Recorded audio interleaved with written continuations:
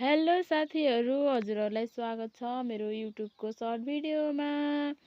अनि त्यसपछि देख्न सक्नुहुन्छ हाम्रो घरको नजारा। यो चाहिँ मलाई सानोमा फुल रोप्न मन लागेर फालिएको ड्रमहरूमा रोपेको फुलहरू हो। अनि यहाँ चाहिँ मसुरो बिहान अघि बजेर मैले उखालेर लिएर आएको हो। यो चाहिँ सुकेको मसुरो बनाएको थिएँ नि, त्यहीको डुटोहरू हो यो पहिलाको। यस्तो राम्रो गुलाबको फुल फुलिरहेको छ हाम्रो घरमा। अनि यो चाहिँ कटाकटी मात्रै फुलिरह। अनि हाम्रो घरको नजारा यो चाहिँ हाम्रो घरको बाख्राहरू हेरिराखन भिडियो बनाएको। म चाहिँ अहिले मसुरो खान जान रेडी भइसकेँ। हाम्रो टमाटर अस्ति भर्खर रोपेको फुलहरू फुलिरहेको छ यत्तिकै लसुनबारीमा। यो खेतको सबै मसुरो बनाइसक्यौँ हामीले। बाँकी रहेको भनेको यहाँदेखि मास्तिर छ उखाल्न।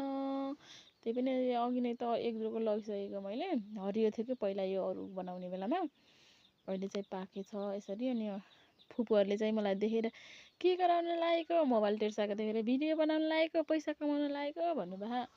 भदैनीको सब्सक्राइब त त्यति छैन, भ्युवर्स पनि त्यति छैन, त्यही पनि बनाइदिएको कि साथीहरू। यो डोको मेरो मसुरो बोक्ने साधन देख्न सक्नुहुन्छ।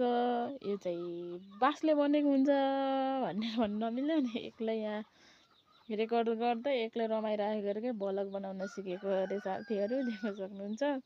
रमाउन मन लागेपछि खेतबारीमा एक्लै पनि रमाउन सकिन्छ। मसुरो चाहिँ यसरी पाकिरहेछ सरर पारामा। अनि यसरी हरियो हरियो पनि छ। हरियो पनि दाल मिठो हुन्छ अरे क्या।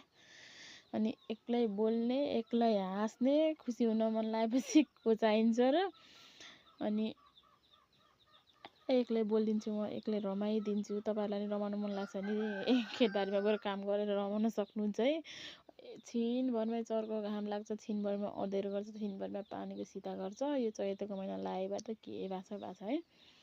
अनि त्यसपछि एक्लै यहाँ अनि त्यो भिडियो बनाउनेतिर क्यामेरा देखाउने छैन, खाली खाली भएकोतिर चाहिँ देखाइरहेको छु कि यस्तै भिडियो बनायो भने चाहिँ लाइक कमेन्ट सेयर सब्सक्राइब बढ्छ जस्तो लाग्छ मलाई।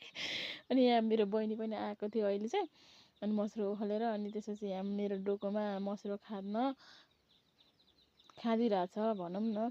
अनि त्यसपछि यहाँ मेरो भारी रेडी हुँदैछ साथीहरू। अब भारी रेडी भइसकेपछि म भारी बोक्न तयार भइसकेँ। एकदमसँग स्ट्रङ छु नि त म अरे के। आफूभन्दा ठुलो डोको बोक्नुपर्छ कि साथीहरू। हेर्नुहोस् न मसुरोको भारीसँग।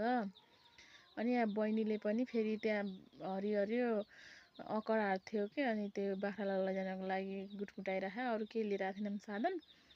अनि आजभोलि फेरि यो मसुरोको उखाल्ने सिजन भएर जता जाँदा पनि भेटिन्छन्। परदेखि हेर्नु मसुरो बोकेर